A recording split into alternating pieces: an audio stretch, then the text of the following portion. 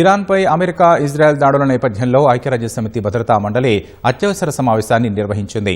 United Kingdom అధ్యక్షతన భద్రతా మండలి సమావేశం జరిగింది. తమకు అందిన సమాచారం ప్రకారం ఇరాన్లోని టెహరాన్, ఇస్ఫహాన్, కోమ్, షహ్రియార్, రజ్రిబ్ సహా దాదాపు 20 నగరాలపై దాడులు జరిగినట్లు ఐరాస సెక్రటరీ జనరల్ ఆంటోనియో గుటెరస్ చెప్పారు. టెహరాన్లోని అధ్యక్ష భవనం, సుప్రీం లీడర్ కాంపౌండ్ ఉన్న ప్రాంతాల్లో భారీ పేలుళ్లు సంభవించినట్లు నివేదికలు అందుతున్నాయని వెల్లడించారు. ఇజ్రాయెల్ అందించిన సమాచారం ప్రకారం ఇరాన్ అత్యున్నత నాయకుడు అలీ ఖమేనీ సహా పలువురు ఉన్నతాధికారులు ఈ దాడుల్లో మరణించినట్లు తెలుస్తోందని గుటెరస్ చెప్పారు. అయితే ఈ విషయాన్ని స్వయంగా తాను ధృవీకరించలేనని స్పష్టం చేశారు. ప్రస్తుతం ఇరాన్ గగనతలం మూసివేశారని వివరించారు. దేశవ్యాప్తంగా ఇంటర్నెట్ సేవలు పూర్తిగా నడిచిపోయాయని పేర్కొన్నారు. దాడుల వల్ల పౌరులు భారీ సంఖ్యలో ప్రాణాలు కోల్పోయినట్లు సమాచారం ఉందన్నారు.